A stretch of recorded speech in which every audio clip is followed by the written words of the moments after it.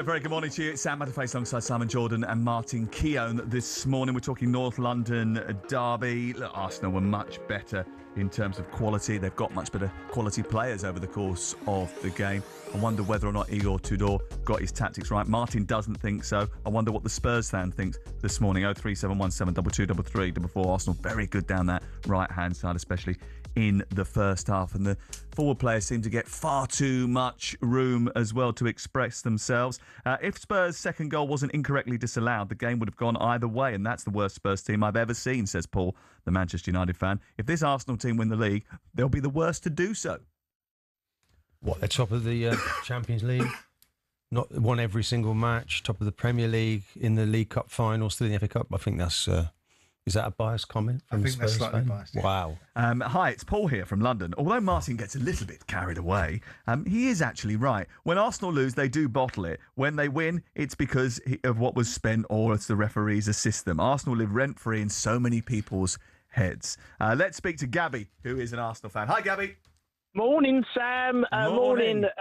Simon. I think we need to knighthood him for recent heroics on discussions that he's done recently. And Martin, our invincible. Thank you, sir. Intellectual debate is what I love this show for, gents. I was there yesterday. I sat on my hands in the home end.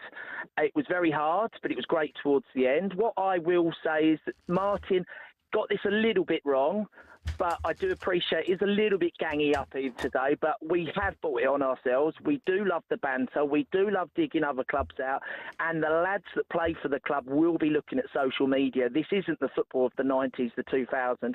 Everything is everywhere. Every clip gets clipped up from talkSPORT, and that's the world we live in now. And secondly, I'd love to put this to you, Martin, and I think you'll understand it. I've got a little bit of a theory. And I've noticed it yesterday when I walked in there and sat in the East Stand and sat on my hands, glued to my hands, shall we say. I looked at the pitch, it was beautiful. The weather was glorious. And I sat there and I thought, the lads are going to turn up today and they're going to do the business. And it got me thinking over the season of when we played poorly is when the weather has actually, and this is not an excuse like we've had ridiculed and it will be clipped up and made a mockery of. But I do think some of these players don't tend to put the performances when the weather is like Wolves. I was there in the home end on Wednesday night. The weather was abysmal and the players just didn't seem to turn up, but they knew yesterday they had to turn up. And I wondered, when you played in your career, did you ever have moments when some of your colleagues didn't turn up because the weather wasn't great? Let's ask him. Caller Gabby, I know you've struggled. We've got a technical issue, a bit like we had at Spurs Arsenal game yesterday. Yeah. You communication issue. You can't hear what's going on, can you? So I'll relay it to you. He said he wondered whether or not in your day felt as if maybe the Arsenal players didn't turn up on Wednesday night in the game against Wolverhampton Wanderers because of the weather, and the weather was great yesterday, the atmosphere was good yesterday, the conditions were better. Did you ever have a scenario in your playing day where your teammates, your colleagues didn't turn up for a game because of the environment that they were in? No. I don't think you can make the conditions of the game, snowing, whatever, wind, rain, as an excuse for the game. I think it was obviously the shopping list of matches. And sometimes it's when you're with the smallest of opponents things can go wrong for you. So you can't be tripped up by anyone. And like you see Wolves as bottom of the table, it can be a banana skin, as it turned out for Arsenal. They were 2-0 up in the game. The manager said yesterday it's hard to explain, but it can happen. You run into a comfort zone and you don't even know you're doing it. And I think the last couple of days before this one was about getting out of that comfort zone and understanding what they need to do next. And that's why I was so pleased to see such a good response, because no one was there. You can fold in those situations, and they didn't. They come back fighting. That pleased me. Barry is a Spurs fan. Cheers, Gabby. Appreciate that. Barry's a Spurs fan. Hello, welcome to the programme. Oh, hi, guys. How are you? Yeah, good, thank you. What do you want to say to Martin Keown and Simon Jordan? More Simon. I mean, Simon, I'm a Spurs season ticket holder, been for a very long time.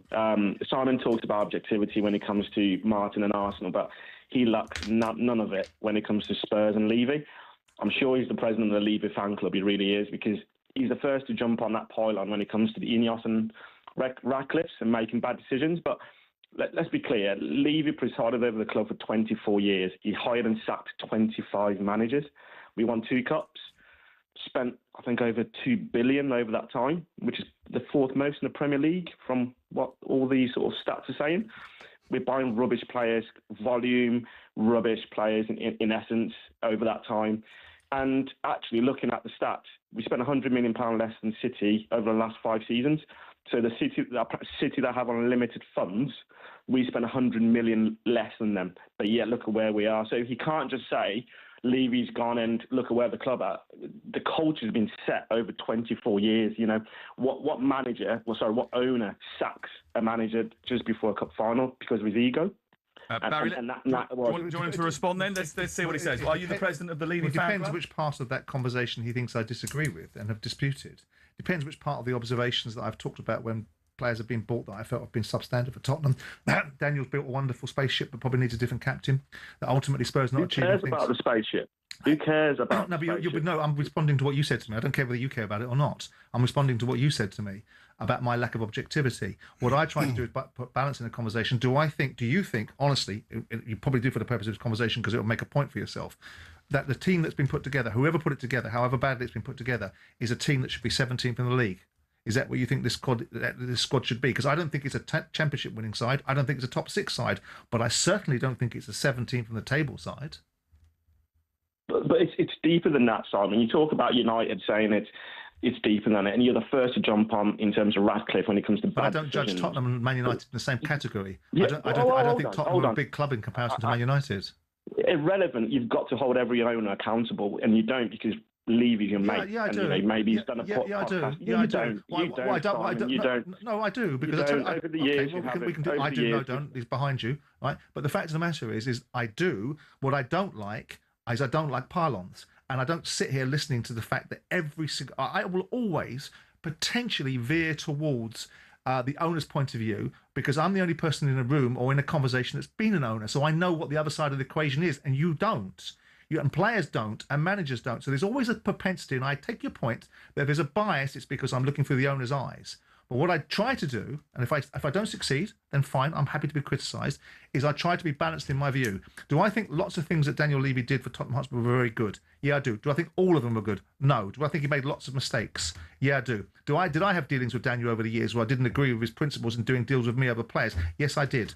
Do I think Spurs should be doing far better? Yes, I do. Do I think the intellectual capital behind that is not just Daniel? It's the Lewis family as well. All of those conversations I've had. That's true, but he did run the club for 20 plus years. He did fire 25 managers. He did employ Paratici. He did employ Johan Langer. So therefore, he is responsible for the building of this squad. Of course he is. And this squad, you say, should it be finishing 17th or whatever? But actually, it finished 16th last year, and it's in 16th this year as well. So, the question in the end is you are finding your level. So again, I'd ask the question, and I'm not trying to be clever in this. If we are honestly saying that teams in like the Brentfords of the world, the Fulhams of the world, and the Crystal Palaces of the world that are above them in the league have a better squad than Tottenham Hotspur. Well, clearly they do. Well, I don't think they do. I think they perhaps have managers that have not done their jobs properly. I think Ange Postecoglou... Well, then it's bad hiring of the managers, and who hired those? Indeed. So then you have to look at the reality of what the hiring criteria was and why these managers aren't performing at a level that one would assume is vaguely palatable to the Tottenham fans. But would you not turn around and say that if Antonio Conte, Jose Mourinho, Ange Postecoglou, Thomas Frank can't get the best out of this group or a group of players that have been hired by Tottenham Hotspur, then maybe it's not the managers, it is the lack of quality. But it also in the assumes, and again, I don't want to veer into the territory of appearing to be lacking objectivity. Are we saying that these managers had nothing to do with these players that were acquired? Not necessarily nothing to do with it, but the common theme is that Tottenham are underachieving. Indeed. No matter who the manager is. Clearly. So when you look at it, though, what's the one thing that's really missing from Daniel Levy's success story? You're going to call it success story because in all other areas...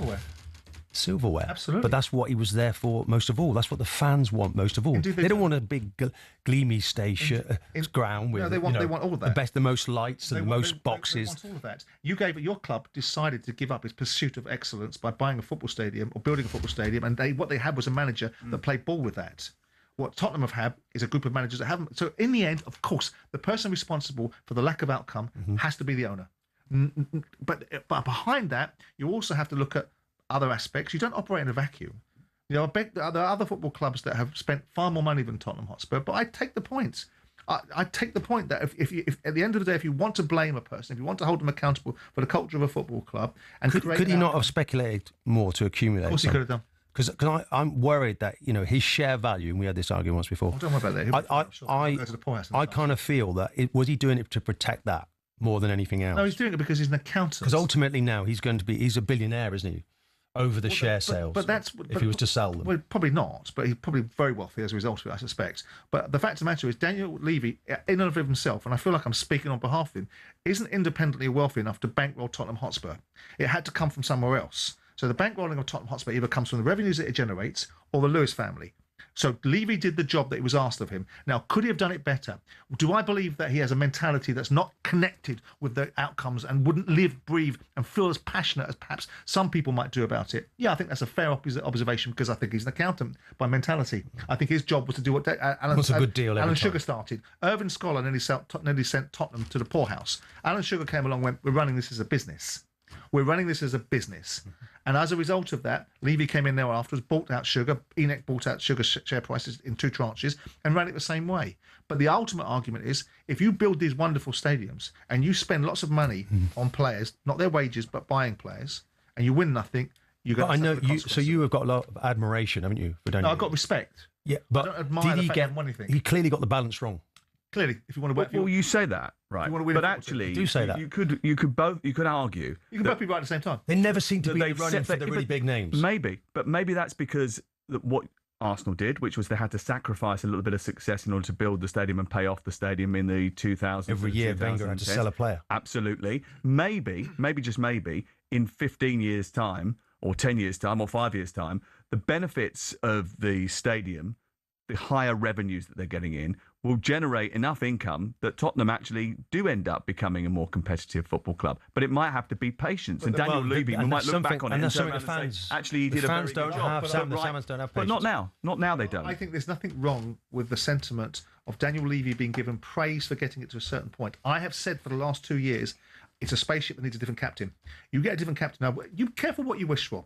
You want another Middle Eastern... We want all the assets in this country to be owned around the world. Fantastic. We've got what we wanted. And then start crying about what it looks like in English football. Because the next generation, the next turn of the wheel for Tottenham, the next iteration of Tottenham will need to be a billionaire owner that's probably an overseas owner. And that comes wonderful for instantaneous gratification. Tragedy for the culture of this country, because we lose our identity in everything that we own, everything that's valuable, we sell to other people. No, there's a lot more identity if they end up getting relegated. We'll come back in just a second.